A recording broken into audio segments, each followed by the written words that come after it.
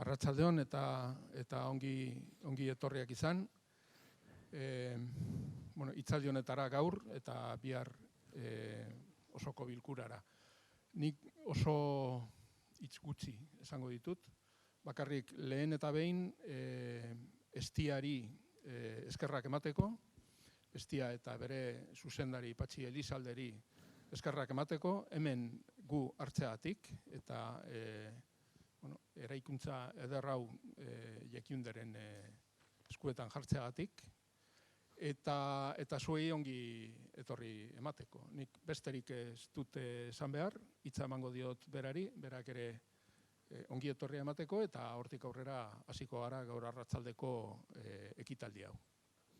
Ongi etorri. No, mil esker Juan Ignacio, mil esker ere Jacqueline. Hemen etortzeagatik eta ekitaldi hori antolatzea. Arratsalde on deneri, ongi etorri Estian, ikusi ditut aspaldiko lagun batzuk, duela 10 urte edo ez dakit, hainbat urte ez dugula ikusi, ongi etorri deneri. Pozik gaude eta horre handi bat izan da guretzat ekitaldi hau hemen antolatzea. Egia erran oso harro gaude parte hartzeaz eta akademia Jakigunde eskual zientzia arte eta letren eskola akademiko kide izateaz. Horre handia da guretzat. Mil esker Jacqueline berriro. Eta bienvenidos a todos. Es un honor para nosotros de acoger a tanta gente de la academia y jóvenes también. Es un honor para nosotros.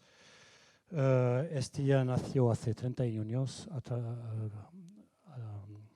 con la voluntad de la Cámara de Comercio de Bayona y con el apoyo también de amigos de Golde, con amigos de la UPV y especialmente de la Escuela de Ingenieros de Bilbao, con quien compartimos un máster y un máster en doble titulación.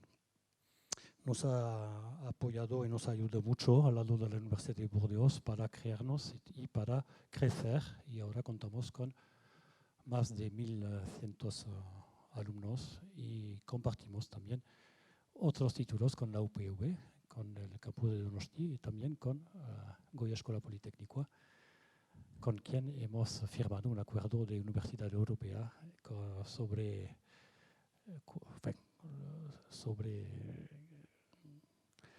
contamos mucho. Bueno, gracias a Humberto. Humberto, voy a presentarlo en francés para amigos de aquí, de Iparralde. No conocía yo a Humberto y veo ahora que quizás tenemos muchas cosas que hacer entre nosotros con la UPNA, quizás, y también en temas de análisis de datos y inteligencia artificial, un tema que nos toca mucho, más y más, a todos los niveles. Para los franceses que están aquí, Humberto Bustince, qui est né à Ouroué, à côté d'Olité. En Navarre, est un académicien de Jakiundé. C'est un des grands spécialistes de l'intelligence artificielle en Espagne, tout au moins, avec un H-index qui est très élevé, beaucoup de publications, beaucoup de travaux, beaucoup de réalisations scientifiques qui sont trop nombreuses pour les citer ici. Et donc pour ça, il y a un lien sur le site de Jakiundé qui permet d'y accéder. Voilà, je vous laisserai à tous le soin d'y aller. Donc, Humberto est professeur titulaire d'informatique et d'IA en intelligence artificielle à l'Université publique de Navarre, professeur à l'Université de Nottingham et fondateur d'un groupe de recherche sur l'intelligence artificielle et le raisonnement approximatif de l'Université publique de Navarre. Voilà, directeur scientifique aussi de NAIR, non sais comment se dit, NAIR, Centre de recherche en intelligence artificielle. International Center of Artificial Intelligence. Yes. En Navarre. Donc merci beaucoup d'avoir pris la peine de venir jusqu'ici nous parler d'intelligence artificielle généralisée, c'est Yes. comme ça qu'on dit. Voilà, et je suis sûr que la conférence sera très très intéressante et que moi en tout cas j'apprendrai beaucoup. Voilà. Merci Je vous beaucoup. passe le micro et puis je vous dis à tous à demain. Dioshu, no te había visto, Farcato. Et hasta fitearte, badogu aperitif bat gelo, estas pitan, estas pierditan, gañan aperitif izaten da dededi. Voilà, gero arte. Ok, merci beaucoup. Arratsaldeon denori, buenas tardes a todas, a todos. A ver, desde el 1 de diciembre a hoy, yo creo que cada día he pensado en cambiar el título de la presentación, porque cada día aparecía una noticia nueva, diferente, y esto parece a veces que vamos hacia la apocalipsis más absoluta. Voy a intentar levantar la moral y decir que para nada. Y bueno, pues cuando ya Jacqueline me dijo, o das la... Sorry, there is a problem. I don't know what is... Here. Ok, entonces ya Jacqueline me dijo, tienes que dar el título de la presentación, entonces decidí en ese momento por algunos motivos que luego explicaré. También es cierto que he pensado hacer como 5 presentaciones diferentes. Entonces he decidido, aunque sea un poco largo, me paráis, he decidido hacer 3 partes.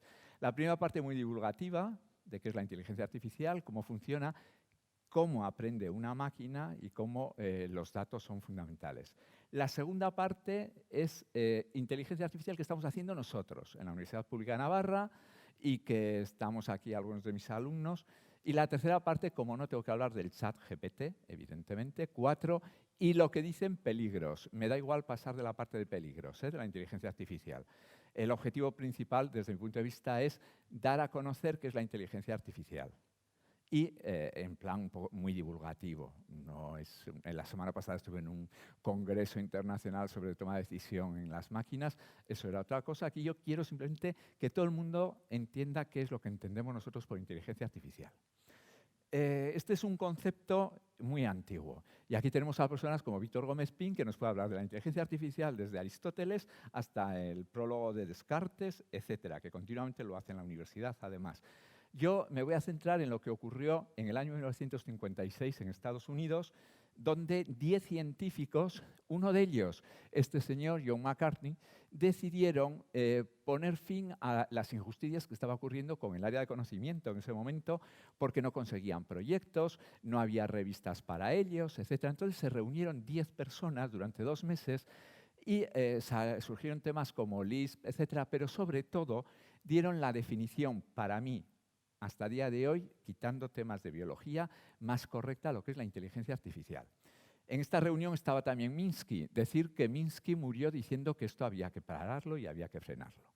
Bueno, pues John McCarthy, lo que hizo McCarthy fue definir la inteligencia artificial de la siguiente forma. Es una ciencia que trata de hacer máquinas, por tanto tiene una componente ingenieril importante, tal que esas máquinas hagan cosas que si las hiciera una persona, diríamos que esa persona es inteligente.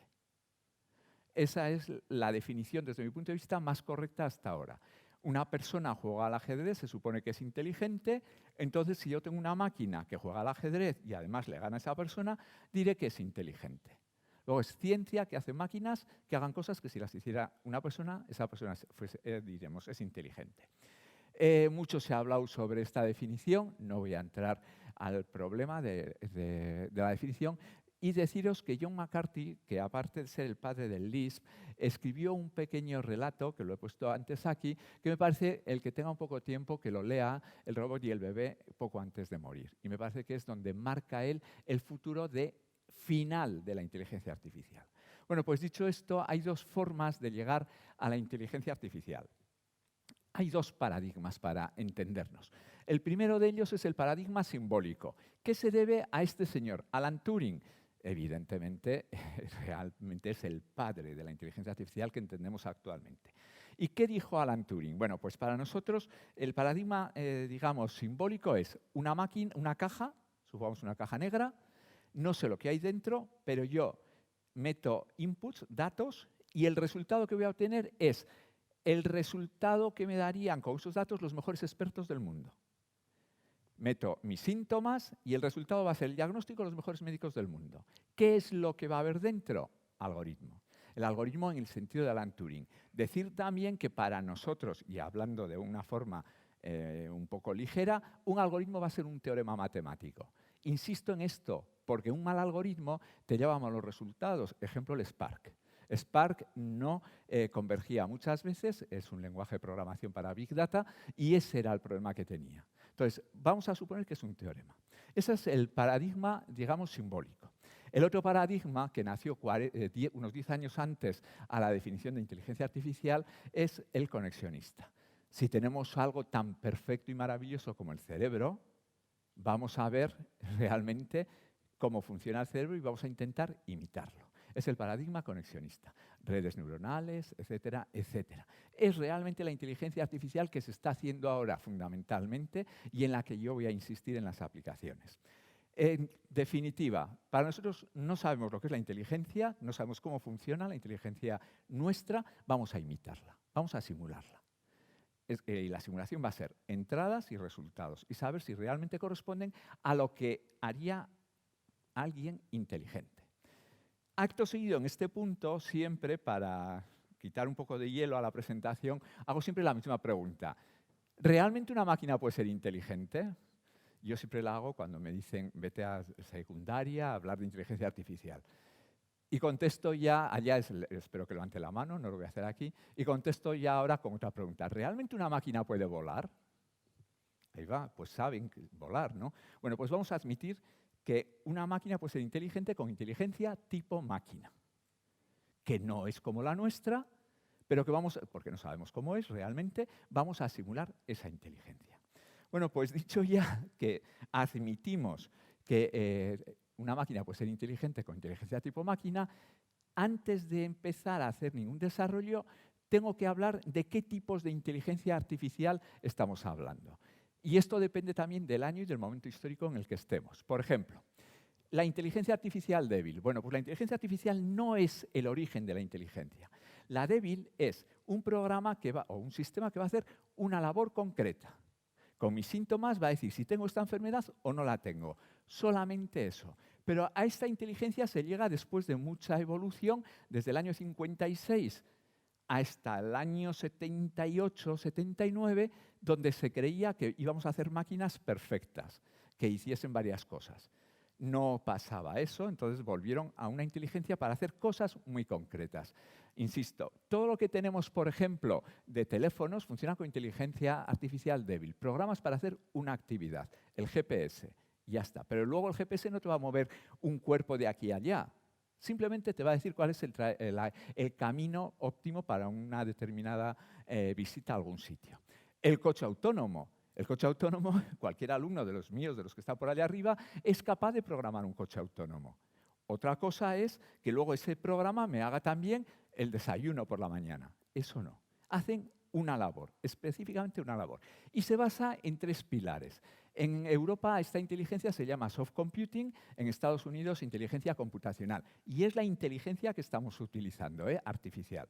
Se basa en 3 pilares. La primera es representar el conocimiento con incertidumbre. Yo aquí puedo decir, ha asistido bastante gente a mi presentación, que es el lenguaje natural. Nunca digo, han venido 63 personas. Digo, ha asistido bastante. O hay muchos espacios libres. Es como nosotros hablamos. Normalmente no decimos, tengo una temperatura de 27 grados, sino que digo, oye, pues resulta que mi temperatura es baja o que tengo frío. Ese tipo de cosas. Ese es el razonamiento aproximado que nace en el año 65 con la lógica difusa. Y supuso un avance impresionante a la hora de generalizar el modus ponens generalizado y hay en el mundo de la lógica cosas a favor y cosas en contra, pero supuso un avance importante. Otro pilar es mecanismos de optimización. Si yo voy a hacer un estudio para dar un resultado, no puedo tardar 6 días. Si tengo que decirle al coche gira a la derecha, no puede ser dentro de 3 días. Tiene que ser a tiempo real. Y el último, las redes neuronales, que es de lo que voy a hablar fundamentalmente en esta presentación. Pero esto es la inteligencia artificial débil. Sistemas que hacen una sola tarea, y es la que tenemos actualmente. Es el único propósito, etc. Siguiente tipo de inteligencia, la generativa. Sistemas que generan cosas. Y aquí ya con el ChatGPT 4 generamos. Pero no solamente con eso, generamos un texto, generamos una redacción, generamos un trozo de programa. Sistemas que ya hacen una tarea, pero que la crean ellos. Deciros que, fijaos, este mismo mes el grupo de Stanford ha publicado algo que me parece muy llamativo. Han creado virtualmente una comunidad. Y esa comunidad tiene 25 individuos creados virtualmente.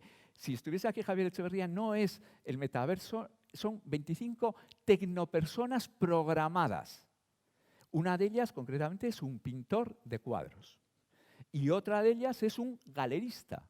Y lo sorprendente es que en ese entorno virtual interaccionan, generan cosas entre ellos. Esto es muy habitual de verlo. Por ejemplo, ya tenemos programas que juegan al ajedrez, etc. También tenemos programas que se pueden pasar por una persona, etc. Y cómo no, una vez que ya tenemos la inteligencia artificial generativa, que ya estamos en ella, pues tengo que decir cuál es la siguiente. El siguiente paso es la generalista. Y aquí es donde ya se crea el problema. ¿Qué entendemos por inteligencia artificial generalista? Pues es una inteligencia artificial como la que querían hacer John McCarthy, Minsky, etcétera, en los 15 primeros años, hasta los años 70. Programas que hiciesen muchas labores. Por ejemplo, mover esa silla hasta aquí y luego subtitularme una película, traducirme un texto, darme el desayuno, organizarme un desayuno. Eso es la inteligencia artificial generalista.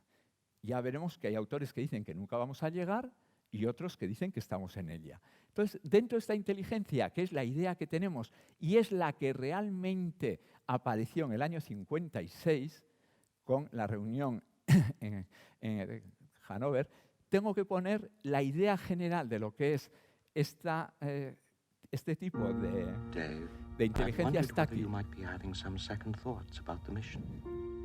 How do you mean? Rumors about something being dug up on the moon. Open the pod bay doors, please, Hal. I'm afraid I can't do that. What are you talking about, Hal? This conversation can serve no purpose anymore. Goodbye. Dead. Bueno, pues esta película, 2001, Una odisea en el espacio, de Stanley Kubrick, se estrenó en el año 68. 56, definición de inteligencia artificial. 68, se creía que queríamos hacer una máquina exactamente como la que aparece en esta película, que cierre puertas, abra puertas, organice la vida de todos los que estamos en la nave. Esa era la idea de inteligencia artificial y es la idea de inteligencia artificial generalista. Deciros que en el año 69, en el año 68 pasaron muchas más cosas, que hablaré luego, pero en el año 69 el hombre llegó a la Luna con un ordenador, una maquinita de 32K.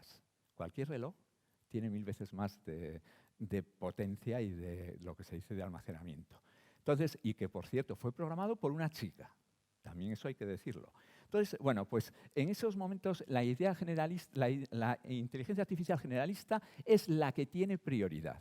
Cuando llega un momento en que se dan cuenta que meten mucho dinero y que no se puede hacer, es cuando vuelven a la inteligencia artificial débil y dicen, Estados Unidos y Japón dicen, no vamos a hacer ya cosas raras. Yo voy a hacer una lavadora que coja inteligentemente la cantidad de agua para lavar algo teniendo en cuenta el estado de suciedad. O voy a hacer una máquina que haga esto, pero solamente eso concreto. Y se volvió a la inteligencia artificial débil y de ahí es donde hemos llegado ya a la inteligencia generativa. Pero históricamente empezamos con la inteligencia artificial generalista. ¿Cuál es el siguiente? Al final hablaré sobre el programa Gato, Google y las peleas que hay entre Microsoft, etc. Pero dicho eso, ¿cuál es el siguiente punto de inteligencia? El siguiente tipo, la fuerte, que es la que realmente nos gustaría. Máquinas que tengan sentimientos, no que imiten. Tenemos alumnos y programas, etcétera, donde le metes una fotografía o un vídeo y te dicen, estás triste o estás contento. Eso es otra cosa. El hecho de decir, esta máquina tiene sentimientos, es la inteligencia artificial fuerte, que es lo que surge en la película de inteligencia artificial que la quiso hacer en principio Stanley Kubrick, pero le vendió los derechos a Spielberg, realmente le engañó a Spielberg, porque Stanley Kubrick quería hacer esa película donde el protagonista fuese un robot. Cuando cogió los derechos, esta otra persona lo que hizo fue, no, puso un actor. ¿Y por qué se la dio a él? Porque había visto Jurassic Park, entonces dijo, bueno, ahora ya tenemos el momento oportuno para hacer esta película. Realmente es un niño, que es un robot, que empieza a tener sentimientos hacia su madre. Y el problema no es del niño, el problema es de la madre. ¿Estamos preparados para que una máquina tenga sentimientos? Es la parte más importante. Pero insisto que la inteligencia artificial fuerte, por ahora, ni soñar.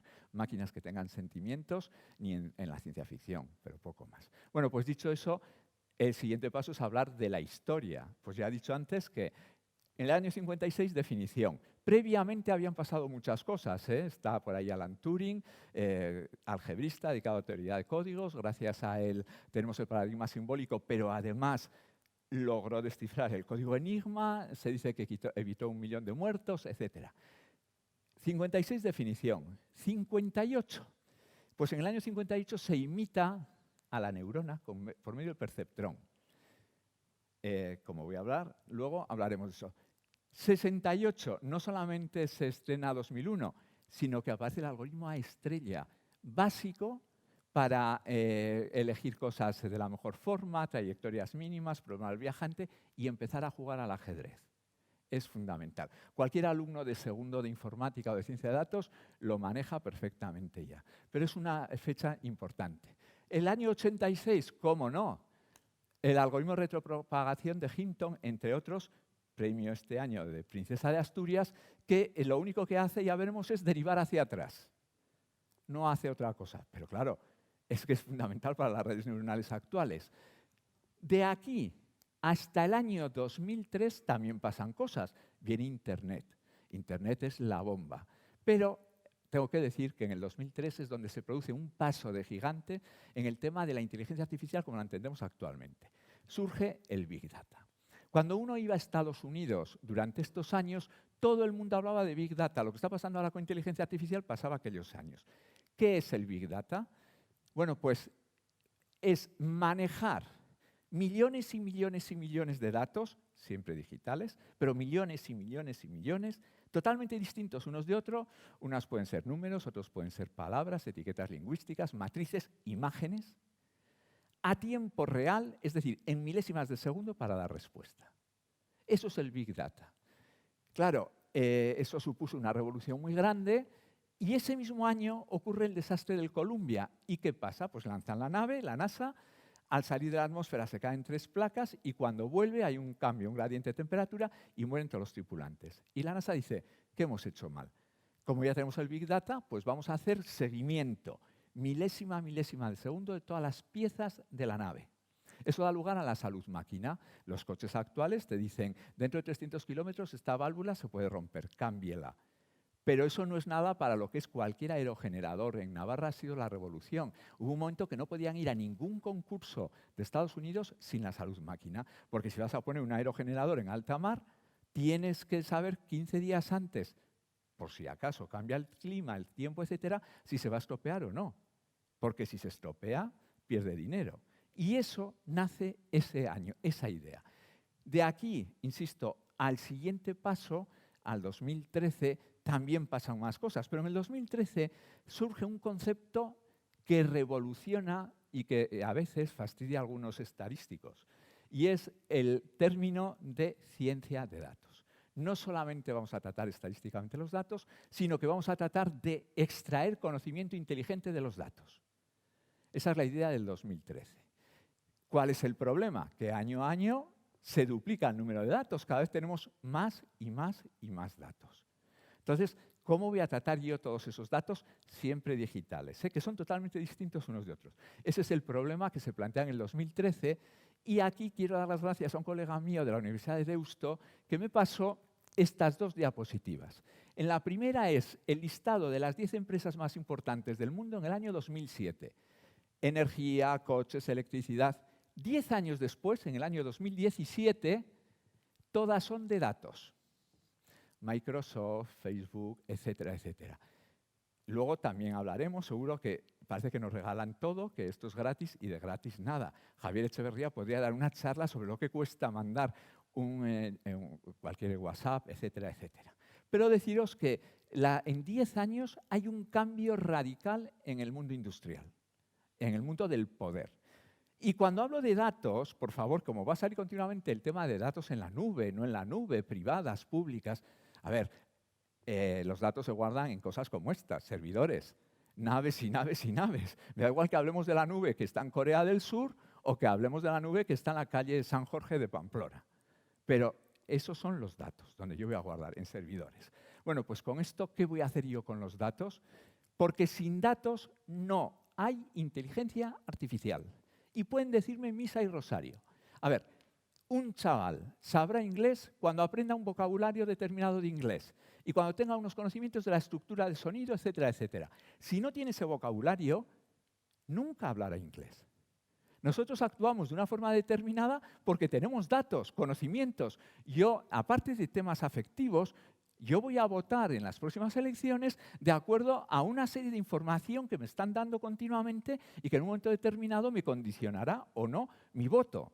Pero sin información, sin datos, no hay nada. Ni inteligencia artificial, ni nosotros, ni natural. Los datos son fundamentales. Entonces, insisto, los datos son el alimento de la inteligencia artificial. ¿Pero qué vamos a hacer con ellos? Pues muy fácil. Yo voy a coger qué es lo que ha ocurrido hasta el día de hoy con los datos y teniendo en cuenta la experiencia anterior voy a predecir lo que va a pasar inmediatamente. Por ejemplo, el gato escaldado del agua caliente huye.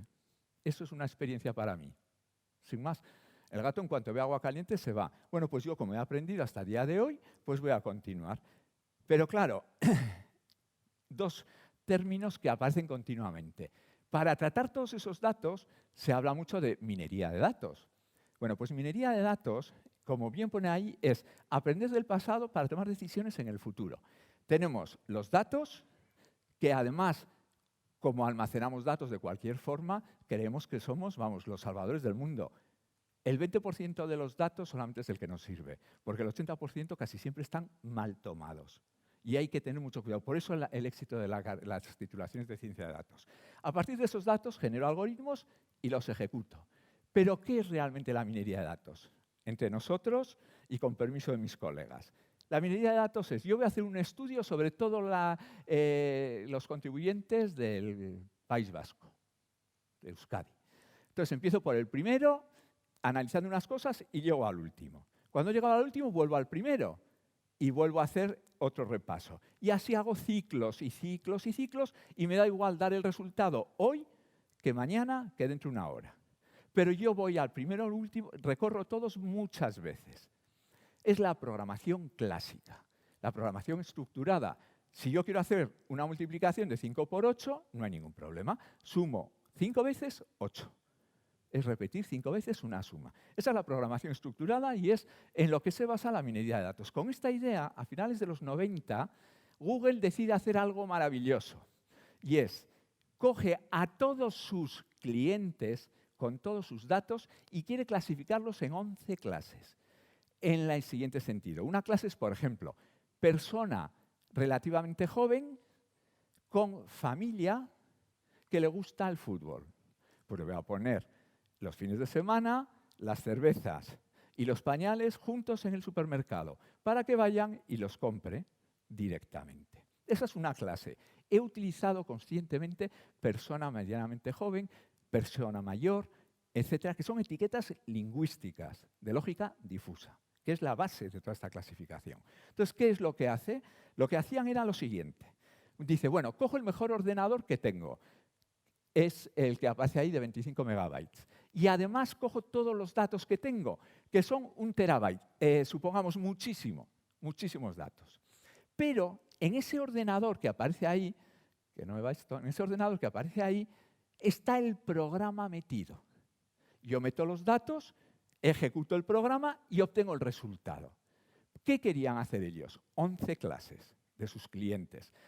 Un cliente está en una clase, otro en otra. Así con todos los clientes. Claro, cada vez tenían muchos más datos, etc. Pero la idea que a finales de los 90 que se propusieron fue esa.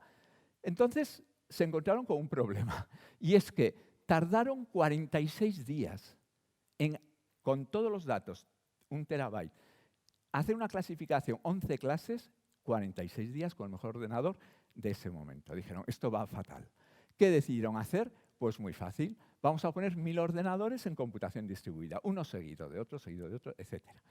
Y ahora lo que voy a hacer es, en cada ordenador sigo teniendo el programa. Cojo el primer ordenador y meto unos datos, saco una información. Cojo el segundo, meto unos datos y saco otra información, pero ejecutando el programa que hay dentro del ordenador. Al final de los 1000 ordenadores, yo tengo 1000 soluciones distintas y las tengo que fusionar. Y ya vais a perdonar, pero tengo que echarme piropos, sobre todo por la gente que está allá arriba. Mi grupo de investigación es especialista en fusión de datos. No solamente en encontrar el peso y la importancia del dato, sino también las relaciones que hay entre los datos. En eso es lo que realmente nosotros somos más conocidos. Bueno, pues fusionamos todo esto y extraemos conocimiento. Vale. Problema, pues que en pocos meses teníamos 100 veces más datos. ¿Qué voy a hacer? ¿Seguir añadiendo ordenadores? Entonces dijeron, ¿qué hacemos mal? La programación. Y entonces es cuando nace el Big Data. Vamos a tener los 1000 ordenadores, pero vamos a cambiar el concepto. Yo voy a conectar los ordenadores a Internet, todos. Y voy a quitar los programas que están dentro de los ordenadores. Y en cada ordenador voy a meter datos. Chiar, por ejemplo, coloca toda su información, volumen igual a 37 litros. Tú pones V igual a 37, cada uno como le da la gana. Y cada persona utiliza el lenguaje que le da la gana con sus variables. Es decir, son datos muy variados, diferentes unos de otros, etc. Y lo que voy a hacer ahora es, como he quitado el programa de los ordenadores y en los ordenadores solamente tengo datos, lo que hago es lanzar el programa vía Internet. Llega al primer ordenador y saca conocimiento, llega al segundo, saca conocimiento y solamente recorro los datos una vez. No hago ciclos. Una vez, en milésimas de segundo. Y luego fusiono los datos y extraigo conocimiento. Eso es el Big Data. No voy a hacer más que un recorrido de una sola vez de todos los datos, que son todos totalmente diferentes, pero, insisto, una vez, en milésimas de segundo, y voy a clasificar todo. Y esta fue la gran revolución. Y gracias a esto, entre otras cosas, y al hecho de que los chips cada vez son más pequeños, 3 nanómetros, etc., yo voy a poder hacer máquinas como las que estamos trabajando actualmente. Bueno, pues con el Big Data vino la revolución y a partir de ahí vienen aplicaciones. La verdad es que esta transparencia no pensaba decirla, pero creo que sí voy a hablar algo. Bueno, por ejemplo, Amazon y el origen de todas las plataformas de venta, Netflix, etcétera, utilizan Big Data. Pero como ejemplo, esto en nuestra comunidad, el caso de los almacenes Target de Estados Unidos. Target es el equivalente a almacenes Lafayette en Francia o al Corte Inglés en España. Estos almacenes deciden hacer un programa con el mismo objetivo que lo hizo Google. Con mis datos voy a clasificar a mis clientes para decir, bueno, pues persona madura con buen sueldo que se va de vacaciones a Hawái y le voy a mandar toda la publicidad, etcétera. Personas jóvenes que les gusta el deporte, etcétera. Entonces, contrata a los mejores científicos de datos en ese momento en Estados Unidos. No hace mucho, hace 4 o 5 años. Entonces, ¿qué hizo? A todos los que se presentaron los contrató, excepto a uno, al mejor.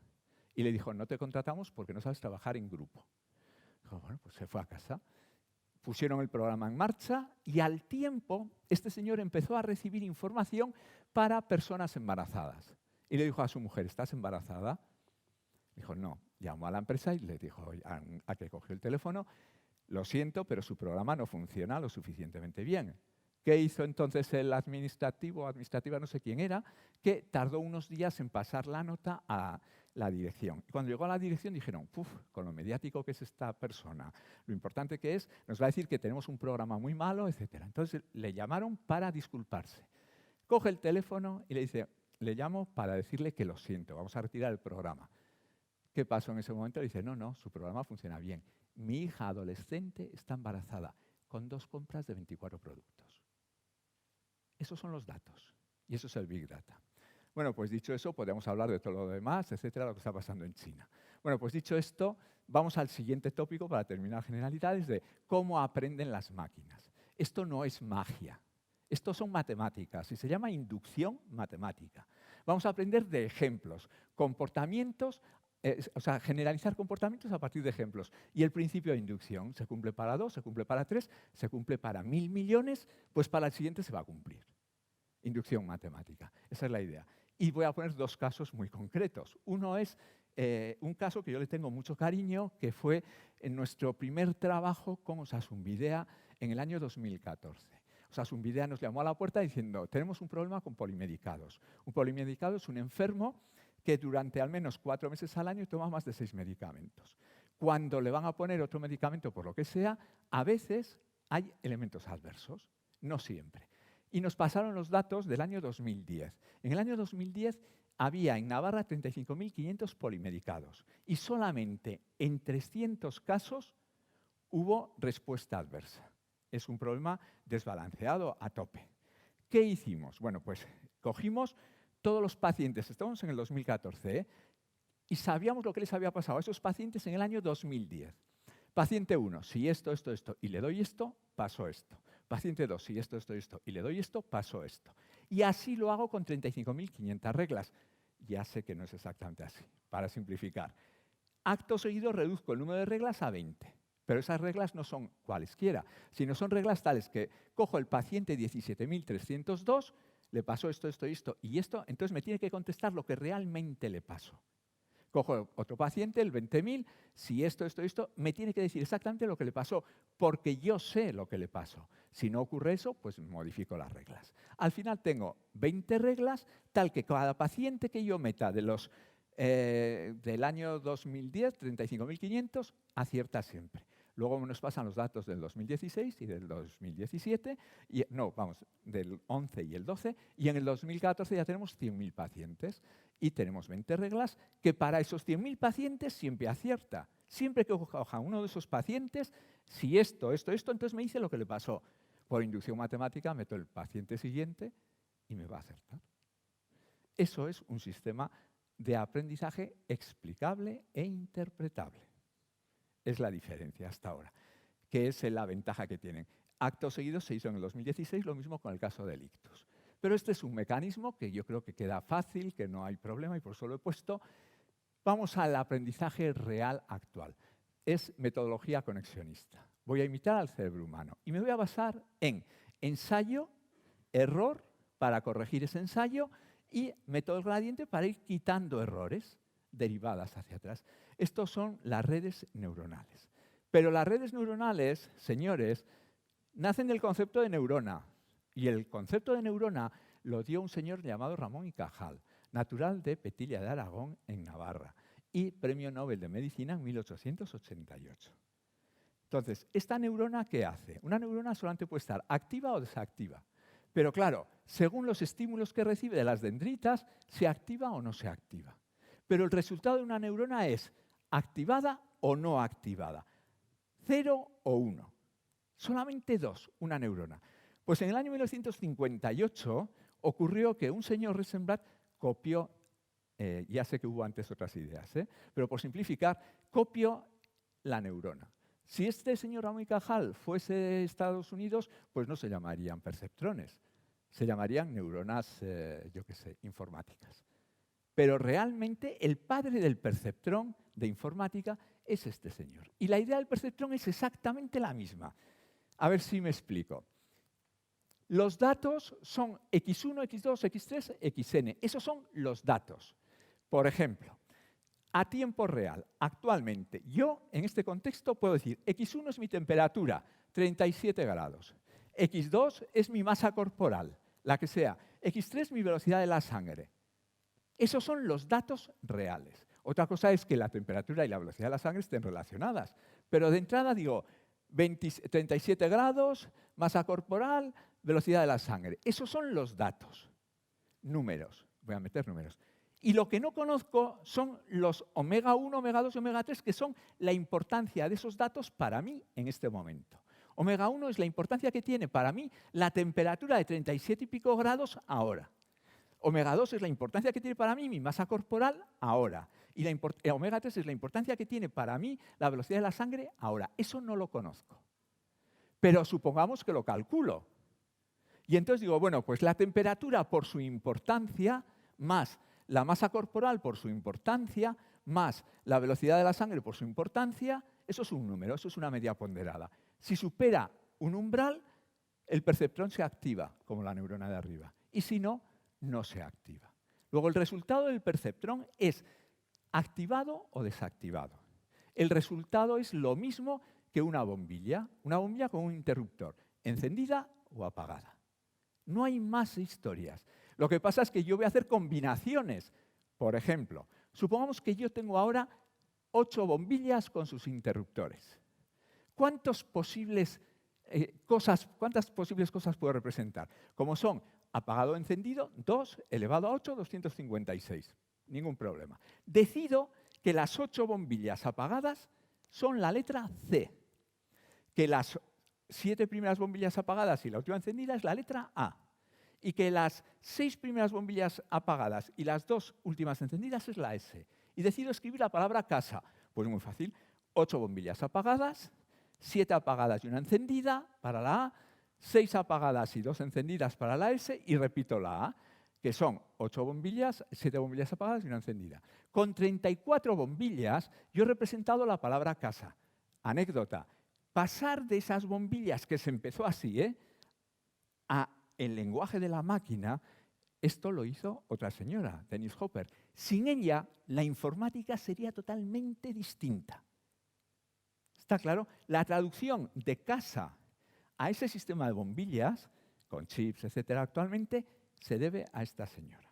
Entonces, dicho esto, yo puedo representar 256 cosas y puedo repetirlas. Bueno, pues en lugar de con bombillas, con perceptrones.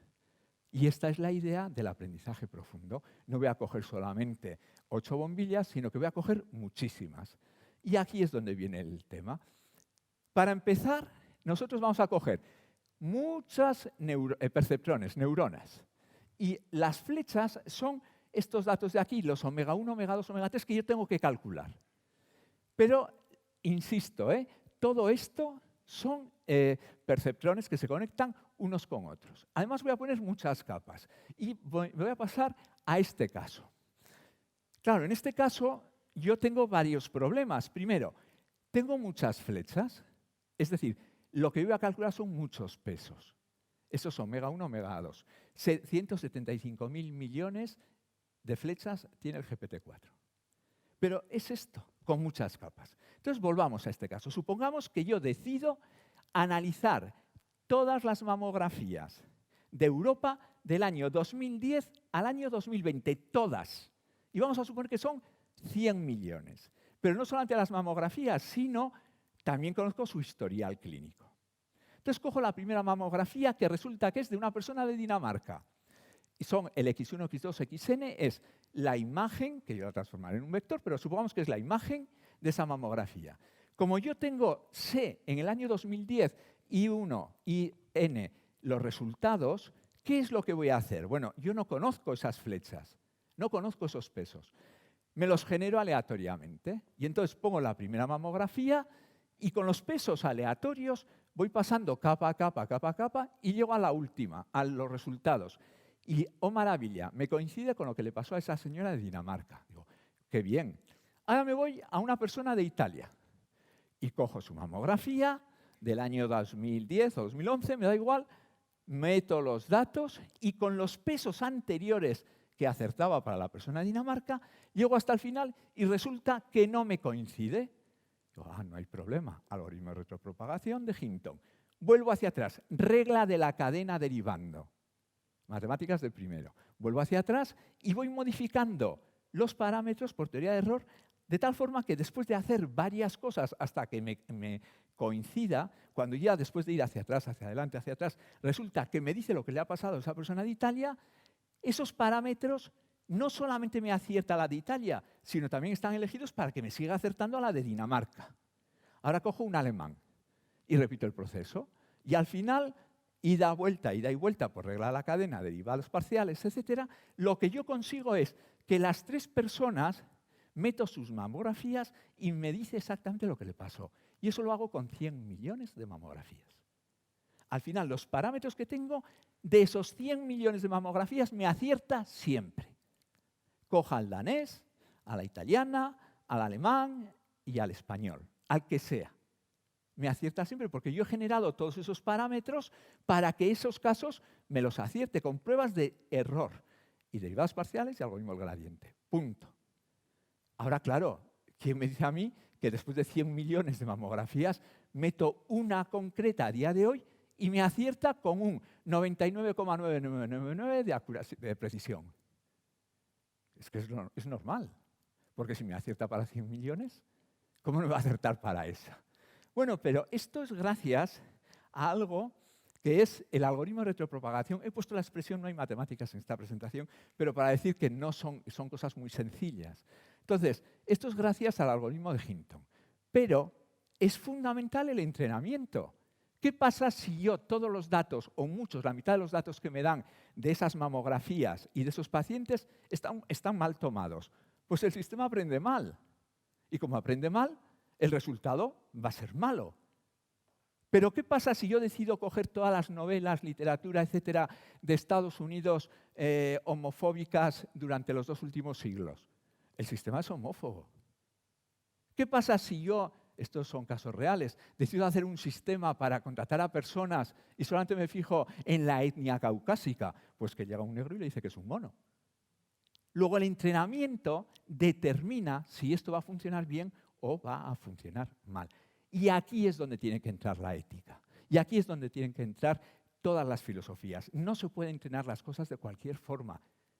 Pero que no me digan que no puedo investigar en esto. Vamos a ver, si no puedo hacer derivadas parciales, pues apagamos y me voy.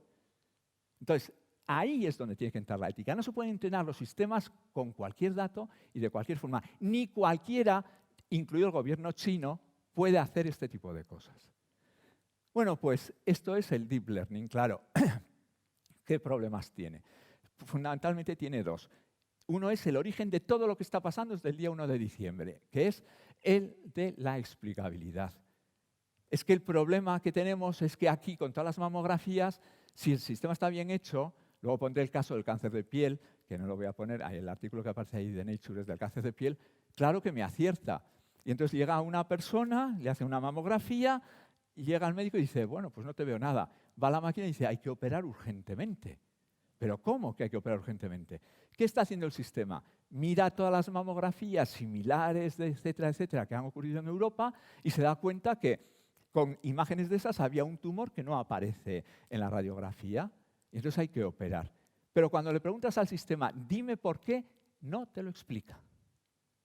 Ese es el problema. Aquí está Iñaki, que estuve en un tribunal de tesis de un alumno suyo, donde toda la tesis es hacer inteligencia artificial explicable. Tiene que explicar. Un mes después estuve en Essex y toda la tesis era inteligencia artificial explicable. No vale sistemas que no expliquen, o por lo menos hay que tener cuidado. Cuando hacemos el mismo programa con reglas como el del ictus, es que la precisión es del 70%. Hay un 30% que me falla. Me lo explica, pero no me da la precisión de hacer un sistema de aprendizaje profundo. Luego, el gran problema que tiene es la explicabilidad. Una vez que ya sabemos la explicabilidad, el otro problema pues es el del señor Hassabis. Yo creo que es el genio por excelencia. También premio Princesa de Asturias. Hassabis es el no va más. Entonces, ¿qué hizo este señor, que es muy joven? Lo que hizo fue, vale, yo voy a jugar al Go y quiero ganar al mejor jugador del mundo del juego Go, que es muy complicado y es muy difícil. No había jugadores suficientes mediante una red neuronal, logró generarse las gangs, etcétera, jugadores artificiales, y logró ganar al juego Go, al mejor jugador del mundo. Se llevó $1 millón y ya está. Problema, todo el programa lo desarrolló para un tablero 9×9.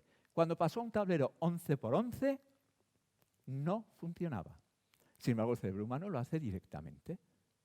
Entonces, ¿qué es lo que pasa ahí? Bueno, pues que la adaptabilidad es otro de los problemas. Como de Hassabis voy a hablar bastante, pues liquido esto. Bueno, pues decir que esta gráfica salió hace muy poco, hace 10 días, donde determina que conforme vamos aumentando el número de datos en el eje de abscisas, con la inteligencia artificial tradicional resolvemos un número determinado de problemas. Pero con el deep learning, cuantas más capas metamos, cuantas más capas pongamos aquí, resulta que resolvemos 5, 6, 10 veces más problemas. Entonces, depende del número de capas, pero que lo que hay que hacer para resolver ciertos tipos de problemas son deep learning. Por este motivo, yo voy a seguir ahora con solamente deep learning y redes neuronales. Pero no me voy a liar mucho. Voy a poner 3 o 4 experimentos, desarrollos científicos que estamos haciendo nosotros ahora. Hablaré luego del ChatGPT 4. Pero primero voy a hablar de estudios nuestros. El primero de ellos es el diseño de proteínas. Bueno, pues esto también se debe al señor Hassabis. ¿Qué es una proteína? Bueno, pues son moléculas esenciales para la vida, están constituidas por aminoácidos, vamos a admitirlo, y siempre tenemos una secuencia de aminoácidos y eso es la estructura de la proteína en 3 dimensiones. Voy a suponer que hay una correspondencia biunívoca entre secuencia y estructura. Ya lo sé, pero voy a suponer que existe esa correspondencia biunívoca. Entonces, a partir de una secuencia de aminoácidos, yo quiero construir una proteína. ¿Y por qué es importante? Pues porque se ha demostrado que el plegado de una secuencia de aminoácidos, decíamos 150, es fundamental para obtener una proteína u otras, tal que la función de una proteína depende de cómo se plieguen esos aminoácidos. Si se pliegan de una forma rara, hacen una cosa. Si se pliegan de otra, hacen otra cosa. Insisto, una secuencia de 100 a 150 aminoácidos. Y según cómo se plieguen, tendremos un funcionamiento distinto. Pero el plegado determina la función. Por ejemplo, pueden controlar el metabolismo, pueden transportar moléculas, pero ojo, un mal plegado da lugar a proteínas malas, que se juntan 2, se genera un cristal en el cerebro y se van comiendo las neuronas. Tenemos el Alzheimer. Luego es un problema importantísimo. Entonces, Hassabis lo que hizo fue, no pasa nada. A ver, cojo todo, de repente empezó a observar que el plegado de proteínas era muy importante. Entonces dijo, bueno, pues hay en la ciencia hasta el año 2018 había distintas formas de analizar cómo se construía el plegado de una proteína, utilizando técnicas de cristalografía, resonancia nuclear, microscopía electrónica, etc. Esos eran los métodos que había hasta el año 2018. Y observó que todos estos métodos eran muy caros y muy lentos, todos de laboratorio, bata y probeta. ¿Está claro? Y cogían una serie de proteínas y construían en procesos largos y lentos a partir de una secuencia de aminoácidos, una proteína, un plegado correcto. Bueno, pues él dijo, joder, es que esto algo falla. Entonces dijo, vale, se generó una competición porque el problema es tan importante que cada 2 años, desde los años 50, se hacía una competición de los laboratorios más importantes del mundo para saber cuál era el mejor plegado para una determinada construcción de la proteína. Y había una competición donde iban los mejores laboratorios, etcétera. Pero observó lo siguiente, con 100 a 150 aminoácidos, el número de posibles plegados son 10 elevado a 300. Ojo, se dice que el número de estrellas en el universo es 10 elevado a 25. Luego, el número de posibles proteínas que puedes obtener a partir de una secuencia de 100 a 150 aminoácidos es impresionante. Y él dijo, mira, yo no soy de laboratorio de ese estilo, yo soy de, digamos, cosas digitales. Yo lo que voy a hacer es transformar esto en un problema digital. Entonces, lo que hizo fue, yo parto de la secuencia de proteínas, de aminoácidos, perdón, analizo todas sus propiedades, distancias, etcétera, etcétera, etcétera, y construyo una imagen en 2D. Esta imagen es la misma representación que la secuencia de aminoácidos. Una vez que ya tengo esta imagen, ¿qué voy a hacer? Para empezar, estamos ya en el mundo digital. Y para el tratamiento de imágenes, en esos momentos tenemos las convolutional neural networks, las redes neuronales convolucionales, donde hacemos operación de Einstein de convolución, agregación de datos con nombre de pooling, convolución, agregación, convolución. Entonces dijo, para el manejo de imágenes voy a utilizar las redes neuronales convolucionales. Y dijo, muy bien. Todo lo que han hecho hasta ahora los laboratorios lo voy a utilizar en mi beneficio, pero en el mundo digital. Cogió la primera proteína, digamos, hecha con cristalografía a partir de un plegado determinado. Pasó los aminoácidos a imagen. Sabía que habían construido esta proteína. La transformó en una imagen también de 2D y empezó a entrenar una red neuronal. lo mismo que el de las mamografías. Partíamos de esta imagen, esta mamografía, primero con unos pesos aleatorios, y si yo al final no llegaba a esta imagen, volvía hacia atrás, cambiaba los pesos, hasta que al final, a partir de esta mamografía, con mis pesos correspondientes de esta imagen, obtengo esta otra que me da la proteína que me había generado el laboratorio tal con cristalografía.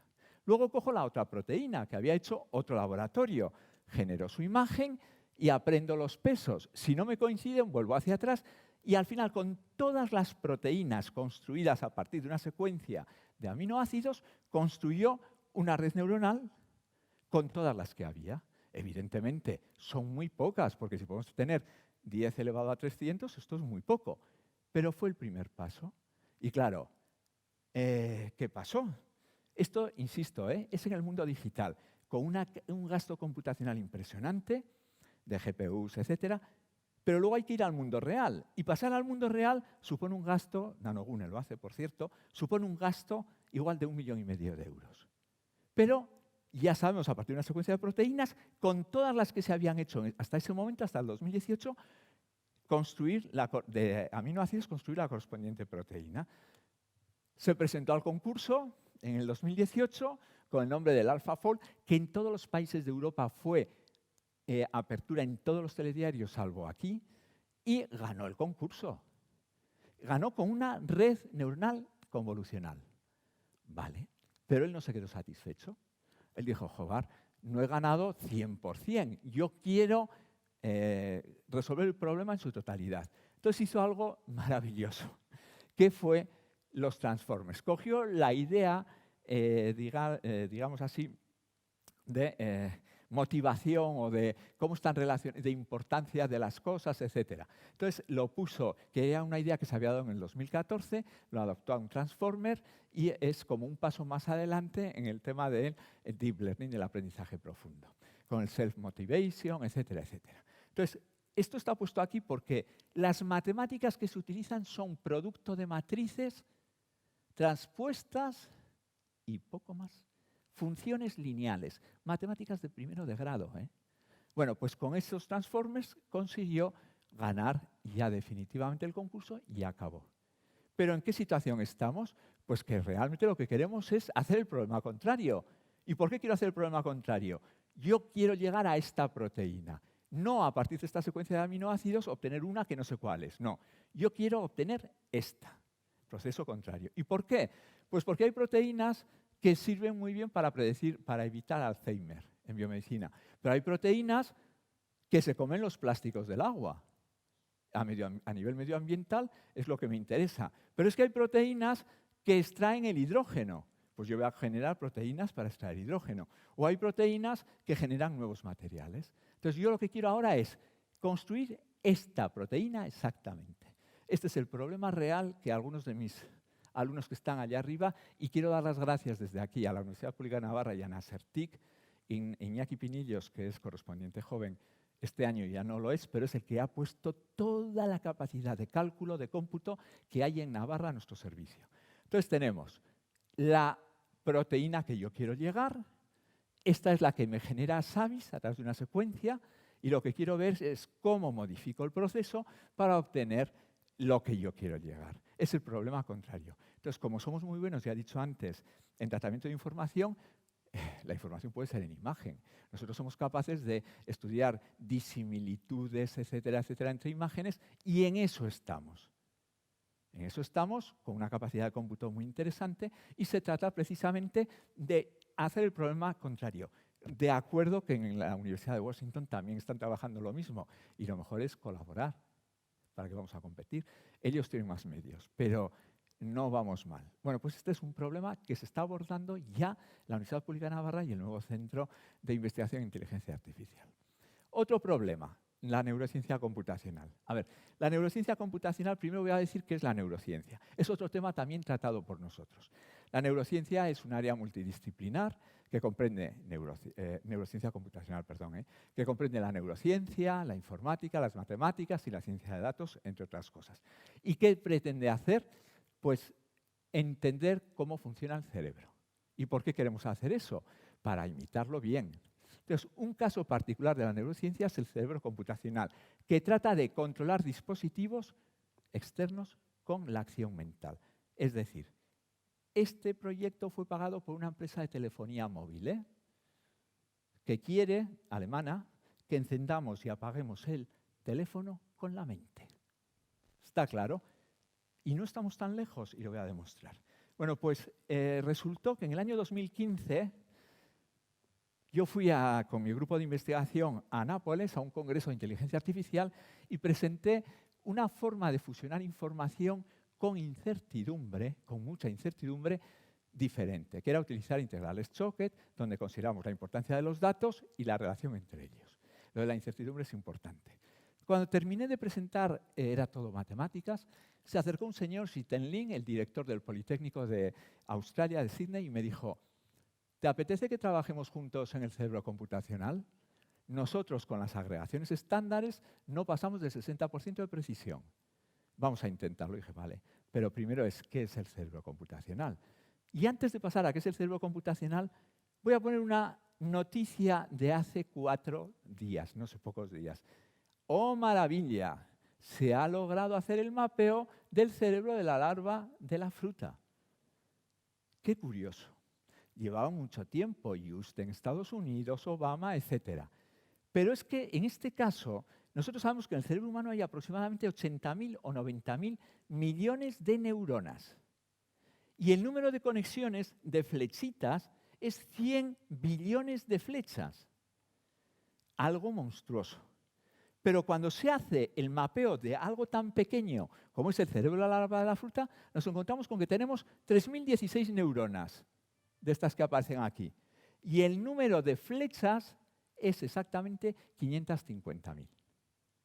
Dices, bueno, esto puede ser fácil, pero es que lo curioso es que cuando se ponen a observar cómo funciona ese cerebro, las conexiones son las mismas que habíamos utilizado nosotros antes para el caso de las mamografías, para el caso de las proteínas, redes neuronales convolucionales.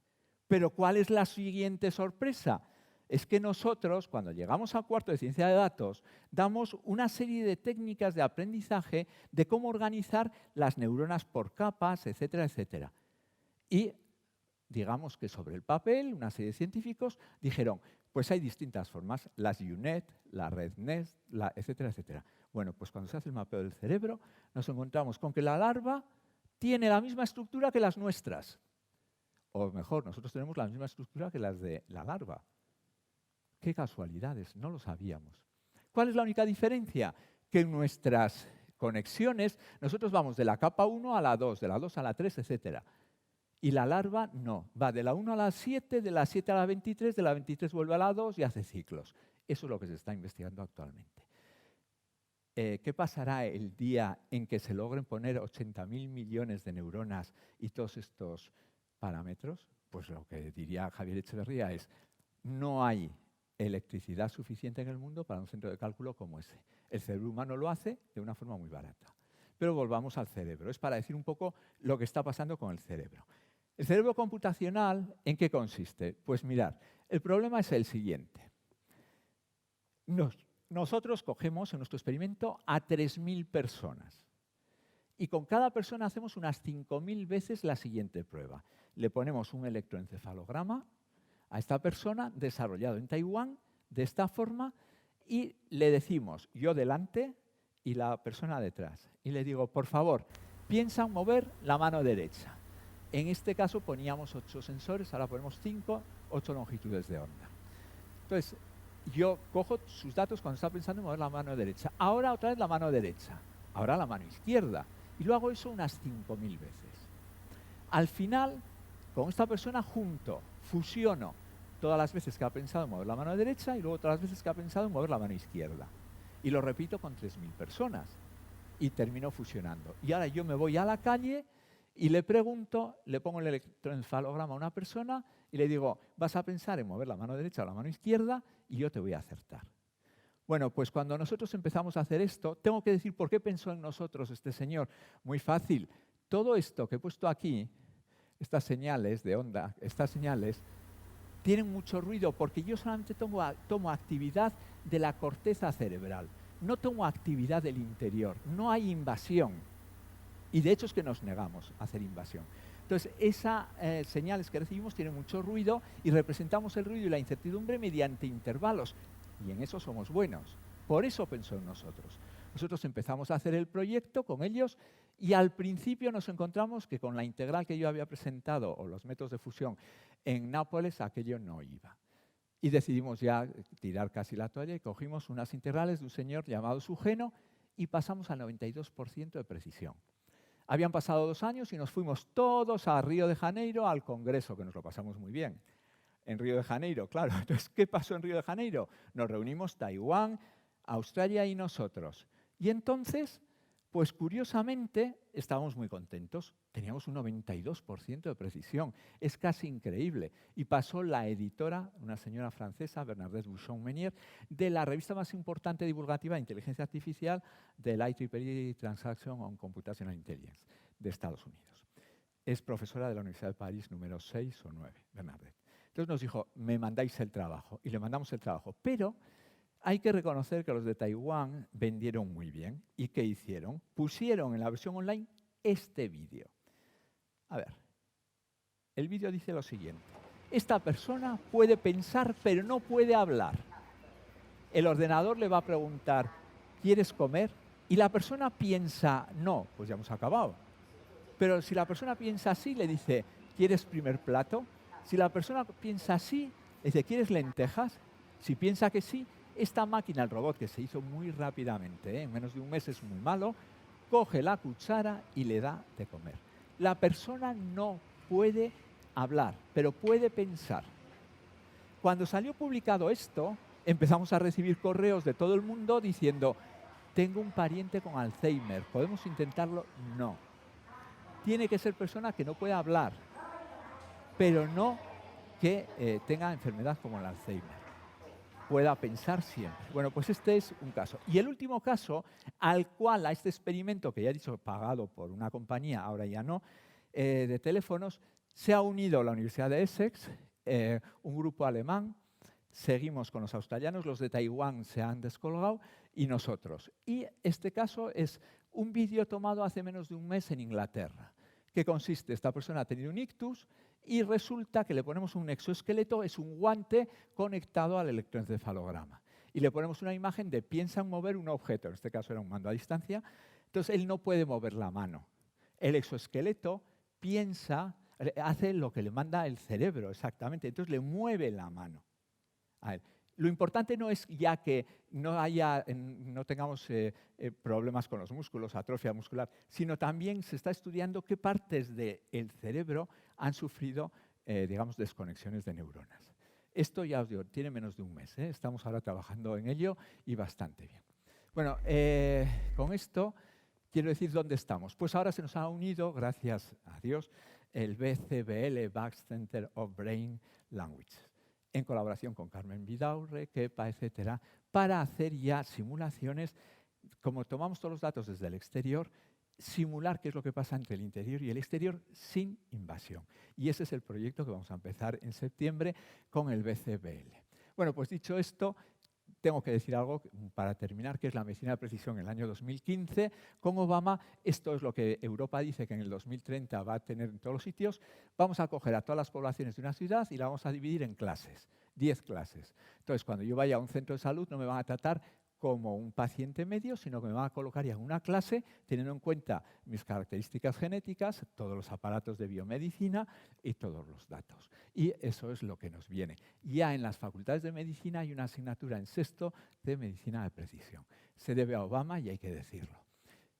Rápidamente, ya el que quiera saber más sobre humanidades digitales, pues va a la revista RIEF y en el último número aparece un artículo escrito por nosotros. Es otro investigador que está aquí quien ha hecho este tipo de aplicaciones. No me voy a meter, más que voy a decir simplemente es utilizar estas tecnologías en temas de humanidades, ¿no? Pues es lo que vamos a hacer, utilizar inteligencia artificial, etcétera, para ciertos tópicos de humanidades. Por ejemplo, pues con estas técnicas se ha logrado saber que un determinado texto realmente era de Lope de Vega. Es fácil para nosotros coger todas las novelas, todos los escritos de Lope de Vega y hacer un sistema que escriba imitando a Lope de Vega y saber si hay diferencias o no. Pero bueno, sabemos hacer análisis sintácticos, etcétera, etcétera. Si metemos esta fotografía nos dice, ah, qué bien, este es un cuadro de Velázquez pintado en el siglo XVII, además utilizó este tipo de pinturas y además, podemos decir, pues participó y colaboró no solamente él, sino 3 pintores distintos.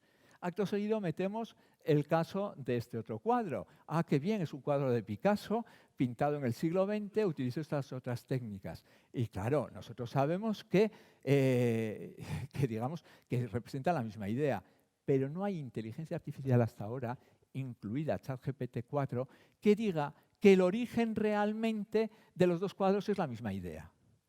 ¿Lo sabrá? No lo sé. Pero hasta aquí no ha llegado a día de hoy la inteligencia artificial. El origen del cuadro y lo que representa cada cosa todavía está por adelantar. Pero claro, ya no voy a entrar en el famoso pleno de la creatividad. Hay programas que componen música. Y esto es muy curioso, muy curioso. Un programa que compuso una partitura y pasó por la Sociedad General de Autores de Francia y dijeron, bueno, pues es el autor, lo había hecho una máquina, etc. Se lo quitaron luego, Un año después dijeron que como era una máquina no le iban a dar los derechos de autor. Hay programas que te hacen cuadros, que río, etcétera, etcétera. No entro en más cosas porque no es el sitio. Pero esto es una noticia de antes de ayer. Concurso de mejor fotografía. Y gana esta fotografía y el autor renuncia al premio porque no lo ha hecho él, lo ha hecho una máquina. Y gana el concurso de la mejor fotografía creativa en ese momento. Ya os digo, es del 13 de abril del 2023. Ha sido muy honesto, ha dicho yo no hice esta fotografía, sino que fue esto. Bueno, la inteligencia artificial tiene problemas para interpretar y crear conceptos simbólicos, metafóricos o que van más allá del significado específico del lenguaje, o para detectar relaciones subjetivas y culturales que para los humanos son naturales. Esta frase tenía que ponerla y la pongo. Y ya llego a la última parte, ChatGPT 4. Esto, a ver, empezó este proceso en el 2018. Open Artificial Intelligence presenta el modelo del ChatGPT y empiezan a utilizarlo el personal. Y de repente metían la palabra judío y la frase era, uy, ¿me estás hablando de esa etnia que son unos ávaros? Claro, los judíos pusieron el grito en el cielo y lo retiraron. Lo habían entrenado con personas que eran antisemitas. Entonces empezaron de cero. Y ya fue evolucionando hasta el 1 de diciembre del año pasado, donde se presenta el GPT 3.5. Y la revolución es muy importante. Mezcla sonido y texto. Y hace cosas como traducción, vale, codificar el lenguaje humano para obtener respuestas coherentes en un contexto. Pero es muy curioso, porque cuando uno mete la frase en algún lugar de la mancha, el ChatGPT 4 no contesta, esta es una frase de Cervantes, no, hace una pregunta. ¿Me estás haciendo una pregunta sobre la famosa novela de Miguel de Cervantes? Y tú entras al juego. Y teniendo en cuenta que para poder utilizarlo, lo primero que haces es poner tu número de teléfono, problema. ¿Qué hace realmente el chat? No voy a dar una clase de esto. El ChatGPT 4 pues utiliza modelos de lenguaje que funcionan. A partir de unas palabras miran rápidamente cuál es la probabilidad, etcétera, de la siguiente, etcétera. Pero lo más importante es que utilizan memoria. Y que yo lo utilizo hoy y dejo 2 meses de utilizarlo y cuando vuelvo a cogerlo, recuerda perfectamente qué habló conmigo y qué preguntas le hice y me contextualiza. Eso es un peligro. ¿Y con qué se ha hecho esto? Pues con lo que se llama el mecanismo de atención de los transformes que antes los ha utilizado Wasabi para el AlphaFold. Es en una frase, voy a comprar un libro, en un momento determinado, ¿cuál es la palabra más importante en un instante? Comprar. Depende de las que tengo delante y las que tengo detrás. Y en la self-atención, esto es un transformer, es determinante. Producto de matrices. Con un sistema de toma de decisión, etc. Pero que tampoco, desde el punto de vista formal, sea algo tan complicado. Bueno, pues lo que conseguimos con esto es que tenemos 175.000 millones de parámetros, más o menos, para que nos entendamos. Insisto, habría que matizar. Flechas. ¿Está claro? 175.000 millones de flechas. Los datos que maneja son 45 terabytes. He puesto que a finales de los 90 Google desarrolló Big Data con 1 terabyte. Pues utiliza 45. Tarda en entrenarlo más o menos un mes un sistema de 200 GPUs. Nosotros, con todo el potencial del Gobierno de Navarra, que es muy pequeñito, para nuestras proteínas tenemos 8 GPUs, no recuerdo, 8. Es que nada. Pero es que ellos utilizan 200. Y claro, esto es imparable. Entonces, a raíz de esto, bueno, pues pasan muchas cosas. Y antes de decir cuál es el peligro, me quedo con lo que voy a decir luego de Italia. Recordar, es fundamental. Es el único país o la única sociedad que ha puesto el dedo en la llaga. Pero ¿hacia dónde vamos? Bueno, pues mirar. Google lo que dice es, no, esto todavía es inteligencia artificial generativa, que genera cosas, programas, cuadros. Yo voy a la que es la generalista, que es la que yo he empezado la charla. Es decir, que ahora me coja y me diga, voy a apilar bloques controlando un robot, voy a abrir una puerta, voy a subtitular una película. Eso es lo que yo voy a hacer. Inteligencia artificial generalista. Y en el 2022 dice que está haciendo un programa que se llama Gato, que hace 600 actividades diferentes. Es decir, la inteligencia artificial que se quería hacer al principio y de la que yo quería hablar. Pero no lo saca a la venta.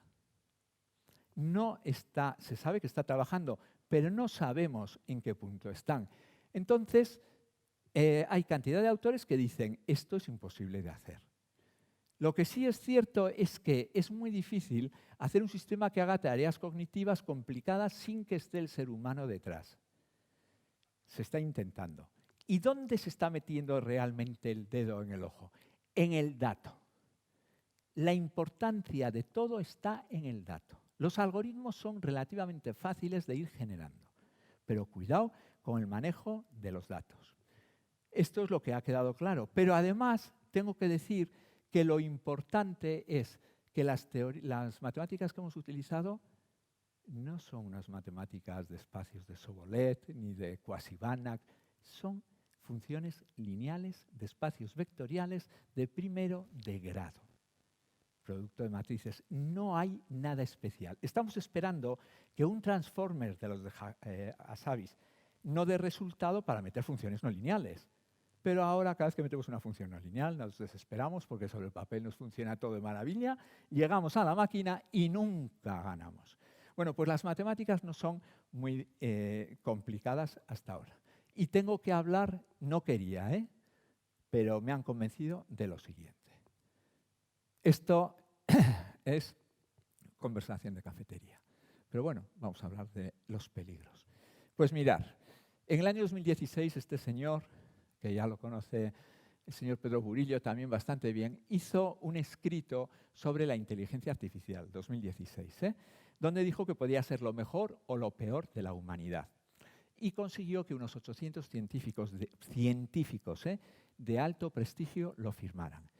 Pero cuando hablaba de lo peor, lo que hablaba realmente era de llegar a sociedades donde nos controlen por medio de los datos. Eso era su obsesión. La novela de Orwell, 1984, se quedaba en nada. Bueno, pues esto fue en el 2016. Lo que sí también se dijo entonces es que la inteligencia artificial nos quita trabajos repetitivos y son muy buenos. El problema viene con el sentido común. Hasta entonces, bueno, pues el sentido común parecía que no era cosa de máquinas.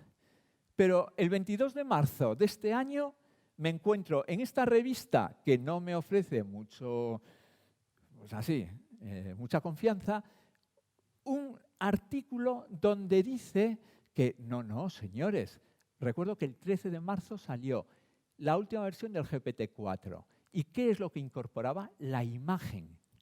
Había una revolución en el mundo del procesamiento de imagen increíble. Entonces, era el ChatGPT que habían publicado en el 1 de diciembre, pero habían añadido en esos meses el tratamiento de imagen. Tú metes una imagen, aparece en todos los periódicos, con huevos, harina y tal, y te dice un listado de platos que puedes hacer con todo eso. Por primera vez. Entonces dices, bueno, se apuran y hacen, bueno, entre comillas, una carta donde dicen cosas como los firmantes solicitan que se detenga durante al menos 6 meses todas las pruebas con sistemas de inteligencia artificial. Vale. no tengo que decir nada, advierten que a día de hoy nadie puede comprender, por supuesto que no. He hablado de la explicabilidad. He dicho que yo meto una mamografía y con un 99,99% de precisión me dice lo que va a pasar, pero no me dice por qué. Pero eso ya lo sabíamos hace muchos años. No hablamos de la interpretabilidad. Ya sabemos que no. ¿Qué queréis? ¿Que volvamos a mi sistema de reglas de ictus y de polimedicados donde el nivel de precisión es de un 70%, teniendo estas herramientas? A ver, ¿es bueno que me explique por qué? Pues en un proceso de producción, en Bosch Siemens, por ejemplo, en un proceso de producción de piezas, les da absolutamente igual que le digan sí o no, por este motivo retiro esta pieza. Lo que le interesa a ese proceso de producción es que las malas las retire. Pero en medicina sí que me interesa que explique. Bueno, y se hacen preguntas tan grandiosas como esta. ¿Deberíamos dejar que las máquinas inunden nuestros canales de información con propaganda falsa? O la última, ¿deberíamos arriesgarnos a perder el control de nuestra civilización? ¿Deberemos dejar de comer? Es que ya no lo sé, o sea, es que yo alucinaba. Entonces, como esto se sabía que iba a pasar, fijaos, esto sale el 22 de marzo. El 13 de marzo se publica la última versión del GPT-4, que lo hace Open Artificial Intelligence. Como sabía que iba a pasar este tipo de cosas, en ese intervalo Microsoft mete mucho dinero en esa empresa, pero la propia empresa, antes de publicar, o sea, el 13 de marzo, la última versión del GPT-4, dice, cuidado que la inteligencia artificial generalista es, si se consigue, es problemática. Y dice, esta empresa no va a desarrollar el ChatGPT 5 por ahora. Hombre, claro que no. Porque se han dado una moratoria de 1 año donde todo el que utiliza el ChatGPT 4 están sacándole toda la información. Están rellenando y rellenando y rellenando flechas durante 1 año gracias a los usuarios. Es que no quieren publicar el ChatGPT 5 porque lo tienen todavía incompleto. Entonces dices, bueno, o sea, y teniendo en cuenta además que esta empresa ha sido, entre comillas, comprada por Microsoft, y que he dicho hace un momento que en el 2022 Google habla del programa Gato que va a hacer inteligencia artificial generalista, ahí hay una pelea impresionante entre empresas, muy fuerte. Entonces se trata de decir que no hay que hacerlo. Pues dices, bueno, a ver, ¿de qué estáis hablando? Bueno, pues llegados a ese punto, firman una serie de gente, 1700, donde está evidentemente una medalla Turing. Está también Marco Dorigo, que es el padre de los algoritmos hormiga, bueno, un tío maravilloso que no sé cómo firmó, probablemente porque depende de la empresa donde trabaja. Y firma un señor, Elon Musk. Este tío que hace coches, naves espaciales, hace cosas muy raras, ¿cómo es posible que firme esto? Bueno, pues mirar, el 14 de abril de este mismo año, a ver, volvamos, el 23 de febrero, no, perdón, el 22 de marzo ese señor firma este documento. Pero el 14 de abril le hacen una entrevista en Estados Unidos y dice, voy a crear una empresa de inteligencia artificial para competir con el ChatGPT. O sea, más hipocresía no se puede tener, incluidos muchos científicos. Esto ya es el colmo cuando después de lo que dijo el físico que he dicho antes, Stephen Hawking, la propia UNESCO, luego hablaré de esto, la propia UNESCO generó esto en el 21, que lo firman todos los países y ninguno lo sigue. ¿Pero de qué estáis hablando? Bueno, pues como todos queremos sumarnos al carro, pues llega un grupo de científicos dirigidos por Hernández Orallo, que lo conozco y no simplemente, y firman una carta, mandan una carta a Science donde dicen hay que repensar la forma de evaluar los sistemas de inteligencia artificial y hay que hacer una ruta de protocolos. Vamos a ver, lo que hay que hacer es exactamente lo mismo que se hace con cualquier medicamento. Uno investiga en un medicamento y para ponerlo en el mercado hay que cuestionar, más que en este caso el algoritmo, qué utilización va a hacerse de ese algoritmo, con una ruta similar a la del medicamento. O con lo que se hace y se ha firmado en todos los países con la energía nuclear y etcétera, etcétera, donde ningún país se sale de esto. Y el único que ha puesto el dedo en la llaga del problema real del ChatGPT 4 es Italia. Italia dice, mirad, yo voy a prohibir el chat GPT-4. Y lo voy a prohibir por lo siguiente, porque tiene mucha memoria y porque aprende de mí. Y porque no me contesta en un lugar de la Mancha, es una frase de una novela. Me dice, ¿me estás diciendo esto? Tú ahora mete una frase relativa a Sabino, bueno, da igual, voy a otros temas, a la República, a la Primera República Española. Y empieza a hacerme preguntas. Y yo le voy contestando porque quiero saber más y le hago otras preguntas y me está aprendiendo con memoria mi ideología. Es que estamos en ese punto. Sistemas que conservan tus conversaciones con el sistema y además te hace preguntas y que si quieres la pueden interpretar de una forma u otra. Luego ya no es que sepan que soy Humberto Bustince, natural de Ujue, y que me dedico a esto y que me gusta los fines de semana salir a correr o no, etcétera, etcétera. No, no. Es que empiezan a saber por dónde voy, cómo más o menos pienso. Italia es el único que ha puesto el dedo en la llaga. ¿Y por qué surge todo esto? Pues por una hipocresía total, porque la UNESCO en el año 2000, que ya he dicho antes, 21, todos los países firmaron que hay que hacer protocolos para controlar el uso de estas tecnologías y eso se arregla poniendo muchas humanidades, entre otras cosas ética, etcétera, en este tipo de estudios y comités de ética, que luego hablaremos del Comité de Ética Español, Lope de Mántaras, etcétera, etcétera, que acaba de dimitir.